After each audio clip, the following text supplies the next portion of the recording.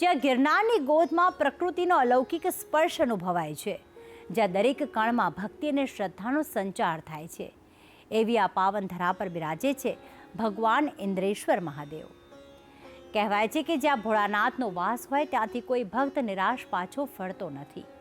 તો અહીં કરેલી પ્રાર્થના સીધી મહાદેવ સુધી પહોંચે છે. તો આવો આજે ભક્તિ સંદેશમાં શ્રદ્ધાની આ યાત્રામાં આપણે પણ જોડાઈએ અને કરીએ ગિરનારની પવિત્ર ભૂમિ પર સ્થિત ઇન્દ્રેશ્વર મહાદેવના દિવ્ય દર્શન.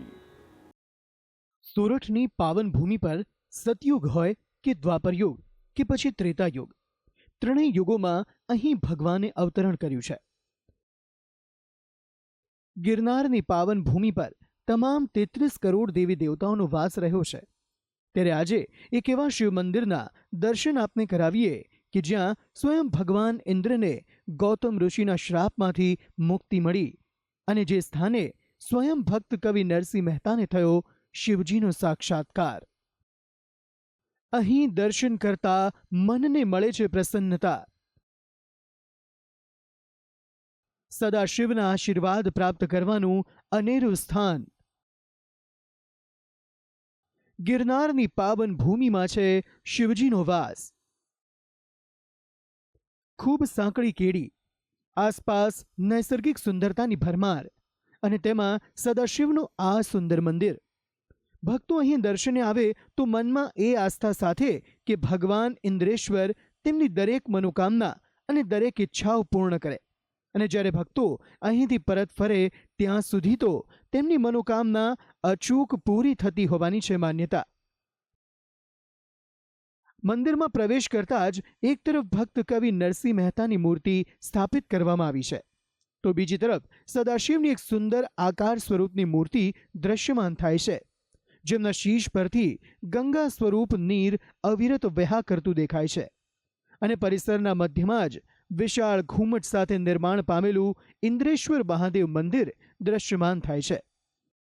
કેટલાક પગથિયા ચઢીને મંદિરના મુખ્ય ગર્ભગૃહ સુધી પહોંચાય છે અને ત્યાં સંપૂર્ણ આસ્થા અને શ્રદ્ધા સાથે ભક્તોને દર્શન થાય છે શંકર શશિધરના.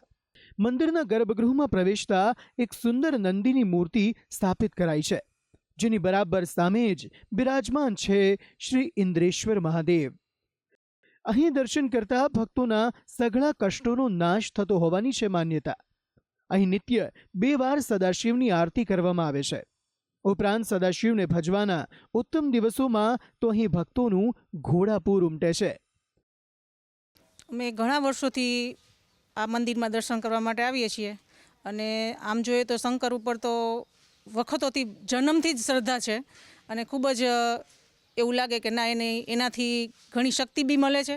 તમે જેવી માનતા રાખો છો એવી બધી માનતાઓ શંકર ભગવાન દ્વારા મને એવું છે કે પૂરી થાય છે, એવું નથી કે નથી થતી એમ. અહીં ઇન્દ્રેશ્વર મહાદેવની સ્થાપના પાછળ એક રોચક ઇતિહાસ પણ રહેલો છે. માનવામાં આવે છે કે સતયુગમાં નારદ મુનિની ઉશ્કેરણીથી ઇન્દ્રએ કપટ કરી ગૌતમ ઋષિના પત્ની અહલ્યાનું ચારિત્ર્ય ભંગ કર્યું. આ વાતની જાણ થતાં કોપાયમાન થયેલા ગૌતમ ઋષિએ ઇન્દ્રને શ્રાપ આપ્યો અને આ શ્રાપના નિવારણ માટે નારદજીના કહેવાથી દેવરાજ ઇન્દ્રએ ગિરનારની તપોભૂમિ પર આવી અનેક વર્ષો સુધી તપ કર્યું. ભગવાન શિવજી તેમના તપથી પ્રસન્ન થયા અને ઇન્દ્રદેવને શ્રાપ મુક્ત કર્યા. આ ઉપરાંત કળિયુગના પ્રારંભે ભક્ત કવિ નરસિંહ મહેતાને પણ આ મંદિરમાં શિવજીનો સાક્ષાત્કાર થયો હતો. આ ગિરનાર કલ્પની અંદર પણ આ ઇન્દ્રેશ્વર મહાદેવનો આખો ઇતિહાસ આવે છે કે કઈ રીતે સ્થાપના થયું, કઈ રીતે અહીંયા ભગવાન પ્રસન્ન થયા અને આટલી જ્યોતિષલિંગ કઈ રીતે છે. એટલે આ અતિ પ્રાચીન જગ્યા છે. અહીંયા માતા અન્નપૂર્ણાનું પણ ગુફા આવેલ છે, ગાયત્રી માતાનું પણ મંદિર છે અને ગૌશાળા પણ છે અને શ્રાવણ મહિના નિમિત્તે પણ અહીંયા ઘણા કાર્યક્રમો હોતા હોય. અહીં ભોળાનાથના સાનિધ્યમાં કાળ ભૈરવ, બટુક ભૈરવ, અન્નપૂર્ણા માતા અને હનુમાનજી બિરાજમાન છે. કહેવાય છે કે ઇન્દ્રએ તપ કરી અહીં બાણ મારી ગંગાજીને પણ પ્રગટ કર્યા હતા. અહીં આજે પણ એ જ ગંગા સ્વરૂપ કુંડ આવેલો છે. આમ અનેકના જીવનમાં આસ્થાના અજવાળા પાથરે છે ભગવાન ઇન્દ્રેશ્વર મહાદેવનું આ પાવનધામ. ભક્તિ સંદેશ, સંદેશ ન્યૂઝ.